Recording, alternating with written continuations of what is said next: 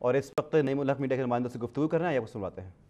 जो मुसलमानों ने अपने लिए एक अलहदा मुल्क बनाया था कायद आज़म की रहनुमाई में, क्या उसमें एक ऐसा शख्स पाकिस्तान का वज़ीर आज़म बन सकता है जो पाकिस्तान के न सिर्फ आइन की खिलाफ वर्जी करता हो बल्कि इस्लामी इक़दार, कुरान शरीफ के अहकामात और इस्लामी तालीमात का उसको कोई ख्याल नहीं हो।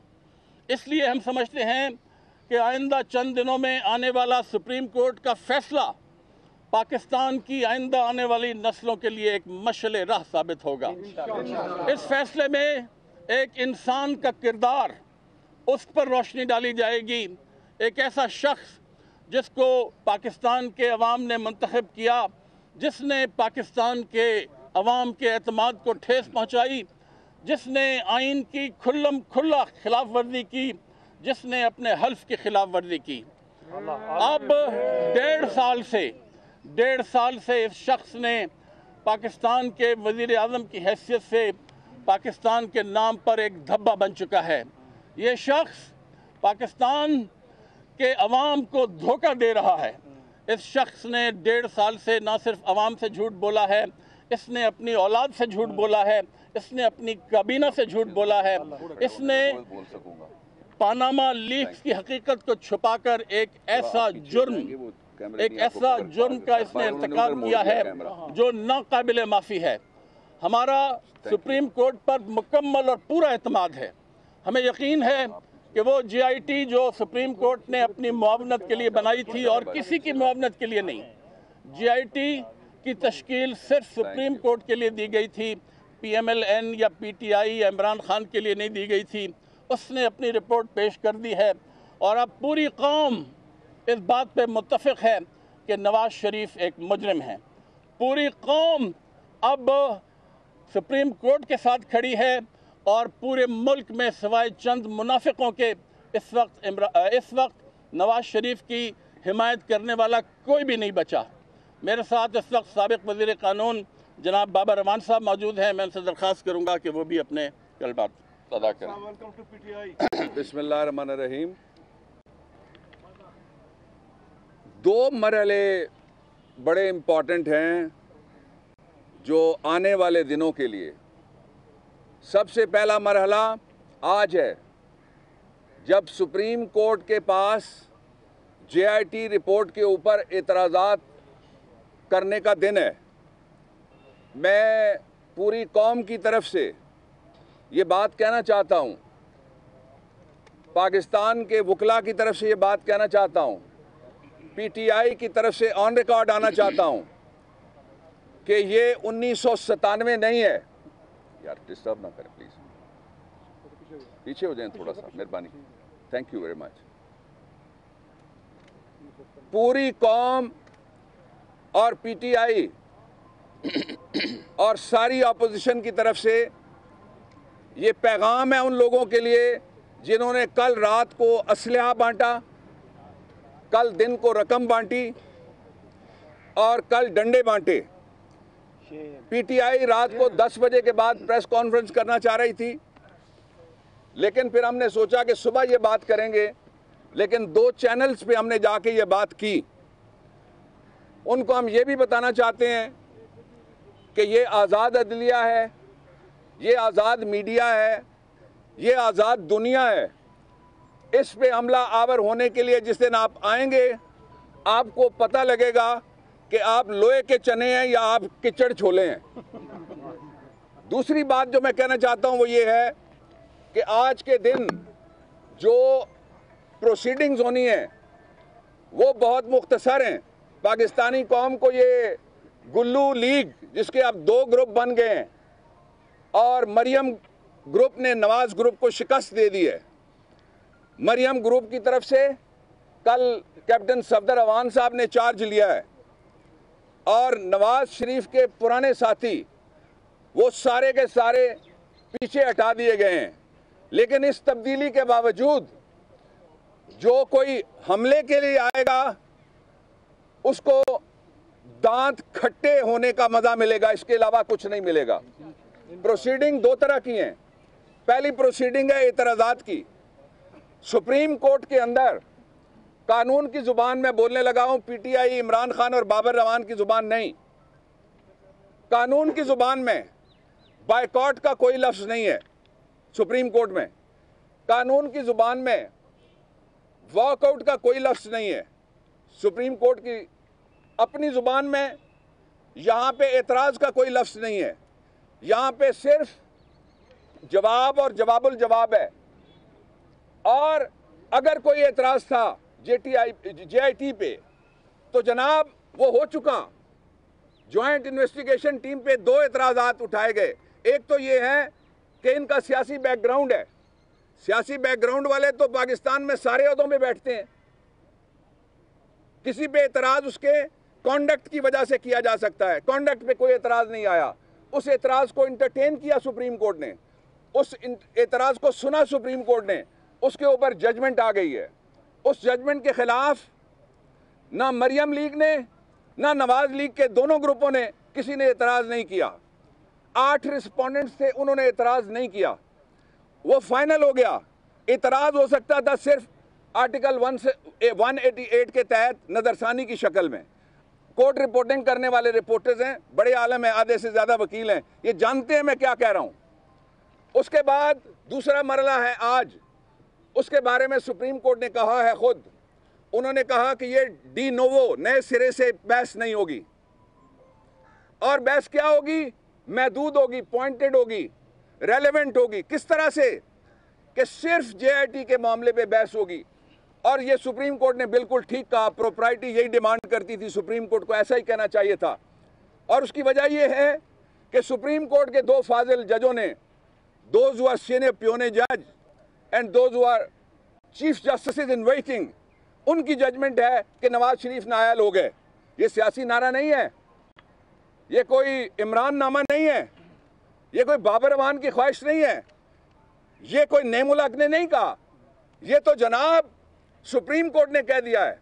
अब आज के हवाले से दूसरी बात, कानूनी बात, आईनी बात, प्रोसीजर की बात मैं कौम को यह बताना चाहता हूं कि अगर 1 जज और 2 जज होंगे, 3 होंगे, मुझे नहीं पता, लेकिन अगर 1 साहब और आ गए और उन्होंने कहा कि नवाज शरीफ नाअहल है, तो फिर गो नवाज गो अदालती तौर पे भी मुकम्मल हो जाएगा। जो तीसरा इशू है वो भी मैं कौम के सामने रखना चाहता हूं। इस वक्त नाअहली की जद में गॉड फादर 1 नहीं है, नाअहली की जद में गॉड फादर 2 भी है। और ये फैसला इन दोनों ने करना है कि कौन बड़ा नाअहल है, किसने ज्यादा झूठ बोला, किसने ज्यादा बैंक डिफॉल्ट की, किसने ज्यादा मनी लॉन्ड्रिंग की, किसने ज्यादा ब्लैक सरमाया, काला पैसा कमाया। और हमने सुप्रीम कोर्ट ऑफ पाकिस्तान के पिछले 6 फैसले लाहौर हाई कोर्ट के सामने रखे हैं। इमरान खान की तरफ से हमने पिटीशन दायर की है और पीटीआई के चेयरमैन की पिटीशन में मैं उनका वकील हूं। उसके साथ हमने 2 चीजें ताज़ा शामिल की हैं। जो सुप्रीम कोर्ट ऑफ पनामा फैसले के ऊपर सुप्रीम कोर्ट ऑफ पाकिस्तान की जजमेंट है, उसका पैरा नंबर 87 है और फिर उसका पैरा नंबर 90 है। वो पैरे सिर्फ पनामा हैट के बारे में, गॉडफादर 2 के बारे में और वो शहबाज शरीफ के बारे में, और वो उसको सीधा नाअहल करते हैं चीफ मिनिस्टर की हैसियत से और एमपीए पंजाब की हैसियत से। फिर उसके साथ जेआईटी ने अपने 9 सफ़ात पे, हमने वो सारे सफ़ात लिखे हैं, शहबाज शरीफ के खिलाफ नाकाबिले तरदीद नाअहली के सबूत। और ये जो जेआईटी है, ये कोई थाना गढ़ी शाह का एसएचओ नहीं था जिसने कोई एफआईआर रजिस्टर करके तफ्तीश करनी थी। ये उनका कोई गुल्लू भट्ट नहीं था जिसको उन्होंने पहले एएसआई लगाया था, आजकल उसको शोल्डर प्रमोशन से एसएसपी लगाया हुआ है। जनाब, ये तो Supreme Court of Pakistan, the final arbiter of the country, commissioned a commission to collect the evidence to say as to whether they are hit by Article 63 and 62 or not. वो काम मुकम्मल हो गया। अब आज कोई एतराज इसलिए भी नहीं हो सकता। मैं आईनी बात करना चाहता हूं, मैं सुप्रीम कोर्ट के रूल्स की बात करना चाहता हूं, मैं इस पे सियासी बात नहीं करना चाहता। आज के दिन ये तय हो चुका है कि इस वक्त कौन कौन मुकदमे का फरीक है। एक तरफ CP29 है इमरान खान की, साथ शेख रशीद हैं और जमात इस्लामी है। दूसरी तरफ पहले नंबर पे गॉडफादर 1 है और उनका पूरा खानदान, उनके हवारी और उनके फ्रंटमैन, उनके करोनी और उनके अमराई मुल्जिमान हैं। जनाब गौर से सुनिएगा पाकिस्तानियों मेरी बात, JIT तो फरीक ही नहीं है। JIT कहां से फरीक बनेगी अब? JIT तो फरीक पहले भी नहीं थी। JIT का नाम तो पानामा में ही नहीं है। JIT तो किसी पिटीशन में ना पिटिशनर है ना रिस्पोंडेंट है। तो जनाब JIT किधर से आ गई? JIT के बारे में मैं कहता हूं अगली बात कि JIT is a functus of a show. कानून कहता है, उर्दू में पहले कह दूं कि वो जो बेचते थे दवाए दिल, वो दुकान अपनी बढ़ा गए। उनका काम मुकम्मल हो गया। उन्होंने अपनी रिपोर्ट सबमिट कर दी। उन्होंने सुप्रीम कोर्ट के हुक्म पे अमल दरामद किया। मेरे रिपोर्टर भाइयों, मैं गलत कहूं तो मुझे टोकिएगा, क्या JIT आज JIT के ओहदे पे है या अपने महकमों में वापस जा चुके हैं लोग? खत्म हो गई। आपने ठीक कहा, महकमों में चले गए। तो उनके खिलाफ क्या एतराज होगा कि उन्होंने टाई दुरुस्त नहीं पहनी या पनामा हैट नहीं पहना या उनका लंदन में फ्लैट नहीं है, इसलिए ये सियासत अदालती अमूर पे नहीं होनी चाहिए। अगली बात, लोग पूछते हैं फैसला क्या हो सकता है। मैं आपको 3 मिसालें देता हूं। पहली मिसाल, Sumera Malik case, Supreme Court के फैसले की मैं बात कर रहा हूं, नीचे नहीं जा रहा। दूसरी मिसाल, जनरल मुशर्रफ केस, सुने बगैर बुलाए बगैर सारी जिंदगी के लिए नायल। पहले राउंड में सुमेरा मलिक साहबा जीती, दूसरे राउंड में सारी जिंदगी के लिए नायल। दोनों मुकदमे चल रहे हैं सुप्रीम कोर्ट ऑफ पाकिस्तान में। यहां आर्मी चीफ ने केस भुगता, नेवल चीफ ने केस भुगता, आर्मी चीफ गिरफ्तार हुआ, नेवल चीफ गिरफ्तार हुआ। सुप्रीम कोर्ट के चीफ जस्टिस सज्जाद अली शाह को जूनियर जजों ने अदालती फैसला करके निकाला। तो कौन है जिले इलाही, कौन है अमीरुल मोमिनीन, कौन है गॉडफादर जो ये कहे मैं कानून से बालातर हूं, जो ये कहे मुझ पे हमला नजरिया पाकिस्तान पे हमला है, जो ये कहे मुझ पे हमला जमहूरियत पे हमला है, जो ये कहे कि मुझ पे हमला आइन पे हमला है, जो ये कहे मुझ पे हमला तरक्की पे हमला है। हाँ आइन, हाँ तरक्की, हाँ पाकिस्तान की जमहूरियत। अगर उसका नाम जाती उमरा है तो फिर यह बात ठीक हो सकती है। अगर उसका नाम 1973 का आइन है तो यह बात झूठ है, यह बात बोतान है। इस बात पे उनको कुछ शर्म आनी चाहिए और कुछ हया आनी चाहिए। अगली 2 बातें जो कानूनी हैं, सुप्रीम कोर्ट ऑफ पाकिस्तान को मुकम्मल इख्तियार है कि वो 2 तरह की प्रोसीडिंग्स चलाए और चलेंगी इस मुकदमे में। आप देख लेंगे, ये शॉर्ट है मुकदमा, हफ्तों महीनों वाला नहीं रह गया जनाब। पहला है नवाज शरीफ की नाअहली, उस पर फैसला 2 जजेस का मौजूद है। आर्टिकल 62 और 63। क्या JIT की रोशनी में 13 सवालों के जवाब शरीफ फैमिली ने दिए या उसके जवाब में गाली दी? सुप्रीम कोर्ट के फ्रेम करदा 13 सवालों के जवाब गॉडफादर 1 और 2 ने दिए या उसके जवाब में कहा तुम्हारे बच्चों पे अल्लाह की जमीन तंग कर देंगे?